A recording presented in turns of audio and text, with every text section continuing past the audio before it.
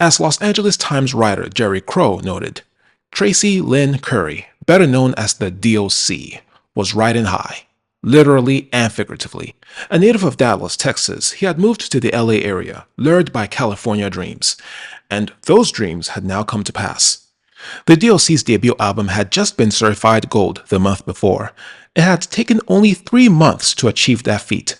Impressive for a first-timer in a still very young genre. And a tour was imminent, signaling greater things ahead. The D.O.C was in rarefied air, the first solo rap star that hailed from the South. Wrapping up shooting back-to-back music videos for 2 of his album's tracks, Beautiful But Deadly and The Formula, extracted a grueling 18 hours from the D.O.C. He celebrated the end of the condensed shoots with a day of ecstasy, coke, weed, booze, and women. And now, here he was, still intoxicated, speeding on the Ventura Freeway portion of Route 101, westbound to his home in Agoura Hills, in the early hours of November 14th, 1989.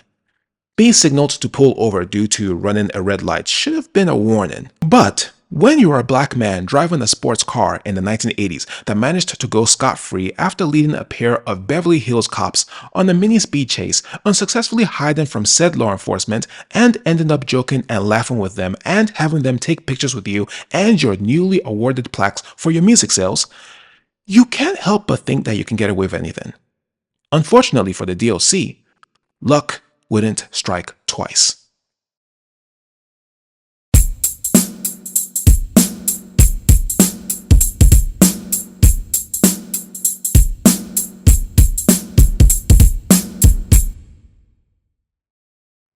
In the music video for The Formula, Dr. Dre and Eazy-E are holding tryouts to sign rappers to their fledgling record company. Dissatisfied with what he was seeing, Dre envisages what he deems to be the perfect rapper, and he decides to become the Black Victor Frankenstein and make that reality all by himself. Before Kendrick Lamar, before 50 Cent, before Eminem, before Snoop Dogg, there was the D.O.C, Dre's first protege. Cleo, Dr. Rock Turner, one of the members of the world-class Wrecking Crew DJ Collective, had discovered his fellow Dallasite rapping at a party. Dr. Rock eventually left California for college in Austin, Texas, but that wasn't before enabling his replacement, another doctor, to cross paths with the then 19-year-old Tracy Curry. Dre first saw Curry rapping in Los Angeles, then met him in Dallas when Dr. Rock brought him there for a show performing the first songs from his new crew, N.W.A. Sure, Dr. Dre's fellow crew member, Ice Cube, was a more than capable MC. But to Dre, Cube wasn't rapping like him. Not with this level of lyrical technique, something that was a hallmark of New York MCing, but still alien to Los Angeles, and totally unexpected from a guy hailing from a region that was derided as a cultural backwater. Curry needed an environment to nurture him, though. Compared to LA, Dallas was embryonic. So Curry heeded Dre's call to move to the Golden State. Pun not intended.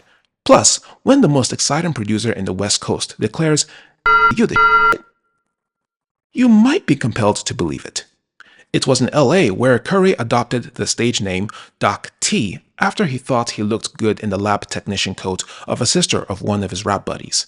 He joined forces with Dr. Rock and a friend named Fresh K to create the Fila Fresh Crew, which cut songs that ended up on a 1987 compilation album, N.W.A and the Posse, that a record distributor had cobbled together without N.W.A's consent. They even had an EP the following year. But with Dr. Rock off to college and Doc T obviously demonstrating that he was leagues ahead of his group mates, the trio disintegrated. On the other hand, Doc T, through Dre and Dre's fellow Wrecking Crew member, DJ Yella, continued to align himself with the ascendant N.W.A. He even removed the T from his stage name and added periods between the letters D.O.C as an emotional and professional connection with the group. But such an attachment didn't guarantee membership. As N.W.A solidified their lineup, they made it very clear to the D.O.C that he wasn't a member. Although dejected, the D.O.C found himself to be of peripheral use. Turns out that, like Ice Cube, he was a rapper and songwriter. And while Cube was attending an architectural drafting program in Arizona, the D.O.C. picked up some of the slack with lyrics for Eazy-E's debut album, 1988's Eazy Does It, gaining credit for 2 of its songs and assisting with ghostwriting others. He also featured in one of the songs in N.W.A.'s debut album, Straight Outta Compton, named Parental Discretion is Advised, the only person outside the group to do so. By 1989, Straight Outta Compton was picking up steam, and when the group went on tour to support both that album and Eazy Does It, they took the D.O.C. with them. Still hurt from the group exclusion though, the D.O.C., true to hip-hop's competitive nature, was determined to show the so-called world's most dangerous group exactly what he was made of. He was granted an opening slot of 8 minutes the first show he was on, and with time his set grew, winning more of each subsequent audience with his dazzling display of rhyming. The D.O.C. was quite a standout, and it wasn't just because of his rhyming ability and vocal gift. N.W.A. comprised a rowdy crew of potty mouths who wore black sports gear and gold chains. The D.O.C. avoided cursing and paired his casual gear with African medallions. If major record labels avoided working with Ruthless as distributors on account of N.W.A., they softened to the idea on account of signees that were more radio-friendly. Shortly after Priority Records was brave enough to step up to the role of a Ruthless distributor, Atlantic Records, through its Atco imprint, was next, enticed by the female pop rap group J.J. Fad in 1988. But there seemed to be a lot more wind and projected longevity behind the D.O.C. Forget an imprint, Atlantic was going to directly distribute his debut album, and the company was willing to vanquish a bidding challenge from Warner to land the young prospect that was not even of legal drinking age yet. As the major producer on Ruthless Records and the person responsible for bringing the D.O.C. to LA, it wasn't enough for Dr. Dre to have the budding rapper and songwriter as being the 5th Beatle of N.W.A. The young man's steadfastness was going to have to count for something. The centerpiece of what would become the D.O.C.'s debut album came as a daydream to Dr. Dre as he was returning to his home with his girlfriend and fellow Ruthless Records signee, Michelle A. His vision? The D.O.C. rapping over a Marvin Gaye track. When he got home, he woke up the D.O.C. to tell him his idea and shove him a copy of Inner City Blues' Make Me Wanna Holler. Then he crashed out. The D.O.C. studied the iconic socio-economic charged single from Gaye's breakthrough LP, 1971's What's Going On, and came up with the verses that comprise the formula. High energy, full with the wisdom, sense of a rich man, knowledge and the rhythm. Dr. Dre would later go into his lab to extract and join 2 sections from Inner City Blues and buttress them with electronic sax and flutes, 808 sounds, and the occasional vinyl flash, 1980s style. The result? A smooth, starry soundscape for the D.O.C. to splendidly practice his chosen art form, which he refers to as rhythmic American poetry. Created so I'll never be regarded as a regular, more than just a little bit better than my competitor. N.W.A.'s manager, Jerry Heller, opined in his book, Ruthless, a memoir, that the D.O.C. was the most gifted rapper he'd ever heard. It's hard to argue with that. The D.O.C. was like a muscular adult male who seemed to have never spent a second in the gym. He was interlacing multi-syllables and internal rhymes, similar to Big Daddy Kane. He flowed like a waterfall, similar to Rakim, and he had a voice, a clear, crisp, and robust tenor, golden as he would call it, that any MC, both aspiring and established, would have gladly sacrificed to the gods to acquire. Plus, unlike anyone else at that time, the D.O.C. was the product of a tri-regional influence. He idolized and emulated the rap acts of the East Coast, most notably Public Enemy and Run DMC. He was nurtured by and got his big break on the West Coast. And of course, he occasionally gave a shout out to the region of the United States from which he hailed. No One Can Do It Better, which hit stores on July 13, 1989, features on the front cover the D.O.C. staring sternly at the screen, dressed like an N.W.A. member with the black sports jacket and Los Angeles Kings hat, albeit with 2 African medallions instead of dookie chains. Behind him stands a kingly sculpture of Jesus on a marble orb with the description, King of Kings and Lord of Lords across it. Up to that point in recorded rap music, it was the most visually daring declaration of microphone superiority ever made. No one can do it better. And with the album opening with It's Funky Enough, the album's first single, backed by Dre's potent blend of double hi-hats, cowbells panned to the right ear, double-layered guitar stabs, and N.W.A sample scratches. Who dared challenge him with his four smoothly delivered ragga-fused verses? Y'all ready for this? It's Funky Enough became the most successful of the 5 singles released from No.A Can Do It Better, becoming one of the album's 2 #1 singles on the Billboard Rap Singles chart, as well as the one with the highest peak, at number 12, on the Hot R&B/Hip Hop chart. It's an expected response from a segment of the music audience aware of a rap act that was neither too hard like N.W.A nor too soft like JJ Fad, like Goldilocks trying the beds of the father bear and the mother bear before settling for the one for the baby bear. The D.O.C was just right. It's Funky Enough is a remarkable album opener, setting the tone for the rest of this 48 minutes affair. Throughout No One Can Do It Better, it's obvious that the D.O.C likes to do 3 things. 1. Boast about his obvious advanced skills. 2. Get a party started. And 3. Give sporadic shoutouts to his DJ, Dr. Dre. Oh yeah, those scratches? All from Dre. We all know he was also a DJ, right? Figuratively, the D.O.C and the Doctor, true to the name of 2 of the album's songs, had the formula, a formula that Dre would perfect with Snoop in the early 90s. But right here, Dre was figuring stuff out. Just the year before, he had produced both Straight Outta Compton and Eazy-Does It. As remarkable as the board work is on both albums, the beats of No One Can Do It Better show the first major steps of evolution in Dre's sound, right before he starts getting into true G-Funk territory with the influence of Cold 187 of Above the Law and later N.W.A releases. Dre's experimental approach results in the most sonically eclectic work he ever did. In addition to the soulful relaxation of the aforementioned The Formula, there's the booming 808 of Let the Bass Go, the wailing guitars and the rock-tinged Beautiful But Deadly and the D.O.C and the Doctor, the frenetic fast-paced strings of Lend Me an Ear, the live funky instrumentation of the grand finale, and the party jam feel of the cymbal and bass buttressed No One Can Do It Better. Never has Dr. Dre's production boasted such wide-ranging variety, before or since, and it greatly complements the D.O.C's throwback style of MCing paired with his modern rhyming skills. The lyrical technical variety in No One Can Do It Better is, to paraphrase one of his songs, mind-blowing. It also helps that he has this distinctive tone that accentuates his rhymes. Almost every couplet is like an exhibition of wordplay, internal rhyming, And it's a gamble, I've heard you ramble on and on, but you get worn like a sandal. or skillful connection from one bar to the next that can be likened to the required explosiveness and quick directional changes of a wide receiver.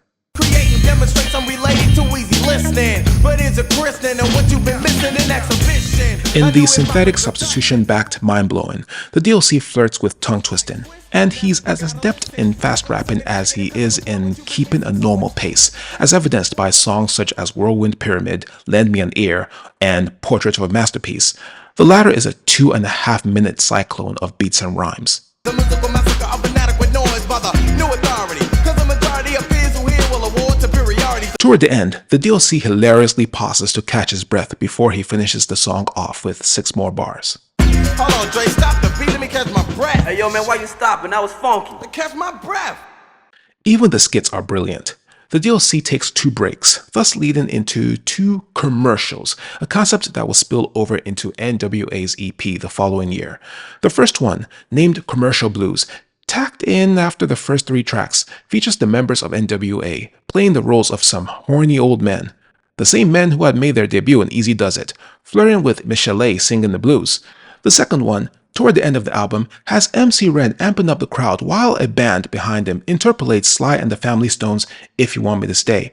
It makes you wish you could have rhymed on it. The music is that good. But hey, maybe he was not about to take the spotlight from the D.O.C while he pens the lyrics for the next track, The Formula. There is even an integrated interlude at the end of Beautiful But Deadly, a cute reminder, in retrospect, of when albums were available in cassette form. Hey, baby, what the you still listening to this side for? You can turn this over now. Speaking of Beautiful But Deadly, if there's one track that sticks out, and not necessarily in a good way, it's this one. For an album that's topically limited, rapping about a temptress who happens to be a gold digger is a welcome diversion, and it transitions well into the D.O.C and the Doctor. But by 1989, rock rap, pioneered by Run DMC, was passé. Well, at least for the time being. At least Beautiful But Deadly is here instead of Bridget, which is about a nymphomaniac stalking the D.O.C. and is a lot more jarring and truly puts him in N.W.A territory. It eventually was released as part of a mostly forgettable Dre compilation about 7 years later. Speaking of N.W.A, the grand finale, the album's last track, features the group Sans Dre, who merrily introduces each of the 4 rappers featured. Besides, he obviously needs a break after arranging an energy-building live instrumental that is derived from Parliament's Chocolate City with Stan the Guitar Man Jones on the bass, Andre L.A. Dre Bolton on the keyboards, and DJ Yella on the drums. Every single one of them gives the performance of a lifetime. Ice Cube is first on the mic, bringing with him his trademark aggression and fury. And if you escape, you better swim fast, cause I'll catch you physically and mentally. And the capital punishment's the penalty. MC Ren comes in next, his villainy confirmed with promises to rearrange your face like a surgeon and warning people to buckle up for safety. Eazy-E, who has the D.O.C to thank for helping him build his lyrical profile on hilarity, exclaims, "F a drive, I'll do a walk by." It's a relay race, and the D.O.C is the anchor. He's not only bringing the entire crew to victory, but also determined, backed by the music building up with chilly organs into an explosion of horns and piano, not to be outdone by anyone. And I'll be damned if a sucker can never complete with the elite. Much less beat, it's like dancing with 2 left feet. The D.O.C barely curses throughout No One Can Do It Better. However, the N.W.A lyrics on that song were vulgar enough for it to earn a parental advisory sticker. Hey, he'd always wanted to be part of the group, right? And I'm the diggy doc, y'all. The D.O.C has admitted in countless interviews how harmful his successes were in the wake of No One Can Do It Better. At heart, he was still a southern kid plucked out of West Dallas and suddenly dealing with the trappings of success, especially in a star-studded place like L.A. And that's why it was easy for him to continue speeding on the 101 highway, even after being pulled over once. But when all the partying finally caught up with him, about 30 minutes after the cops let him go, he fell asleep at the wheel. The Honda Prelude he was driving drifted toward and smashed into the highway central divider. The D.O.C, who was not wearing his seatbelt, was ejected through the back window into a tree, leaving a substantial number of his teeth buried in its bark. Still inebriated and disoriented by what had occurred, the D.O.C struggled with the emergency responders who consequently tried to intubate him, thereby causing the breathing tube to scrape his larynx. His condition was exacerbated when, according to the D.O.C, the surgeon who operated on him removed too much scar tissue around his golden voice box. Altogether, the D.O.C endured more than 20 hours of reconstructive surgery for his nose and one of his eyes. He fully recovered, miraculously with no broken bones sustained from the accident. But that voice, the most important instrument an MC can have, was gone. In its place was a rasp that orally felt like nails on a chalkboard. Skits in subsequent N.W.A records such as 100 Miles and Runnin' and Niggas for Life revealed his new voice, or whatever was left of it. There would be no follow-up to his guest rapping in Parental Discretion is Advised. No One Can Do It Better would eventually earn a platinum certification in 1994, deserving of one of the top-tier albums released at the onset of the rap golden age. Chris Rock listed it as one of his 25 favorite hip-hop albums of all time. This album has been sampled, interpolated, and referenced by countless MCs that range from Jay-Z and fellow Dre protege Snoop Dogg to Redman, Naughty by Nature, and Shine, and even by acts from other genres such as salsa, EDM, and K-pop. Y'all ready for this? Not bad for an artist who is only known for just one album, and it's not an ordinary one. No One Can Do It Better's wide-range appreciation for decades after its 1989 release is a true testament to his greatness, bolstered by merit and mastery rather than by sentiment or sympathy. And that's what makes its celebration somewhat muted because of the tragedy and truncation of the D.O.C's legacy. Could he have followed up his outstanding debut album with even better records? What would he have sounded like over Dr. Dre's G-Funk production? Would he have become one of the greats, seated with fellow Dre proteges and associates such as Snoop Dogg, Eminem, and K-Dot? Perhaps we will never know. Life can truly be such a